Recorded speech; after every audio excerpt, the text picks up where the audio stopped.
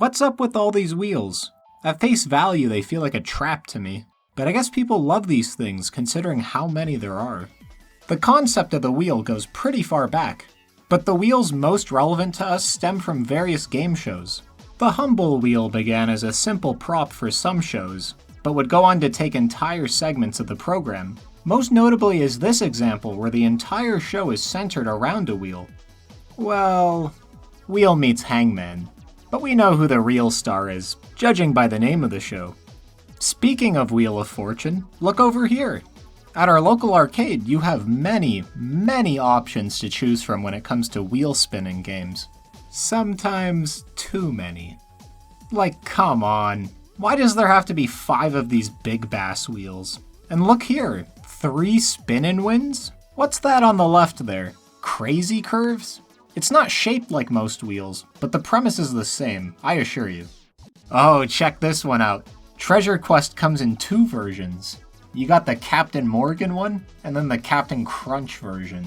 Any big name IP that lives under the sun, it probably has an arcade redemption wheel. With variety like this, it'll make your head spin. But let's talk about some of these more popular ones. I read the manuals for these games here. There doesn't look to be any cheating gimmicks as far as I can tell. They don't really need to cheat, and that's just due to the nature of wheel games. It's not really a skill-based game, we're just gambling and playing with probability. Sure, you might know someone who has some special trick or a lineup for how to spin it, but I'd think those guys are selling you some snake oil.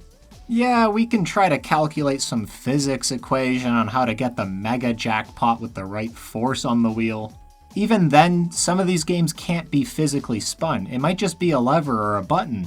But at that point, why not just learn a skill-based game instead? Let's discuss some advanced strategies with these wheel games. The best way to ensure you get the jackpot every time is to play a different game. Or just be lucky.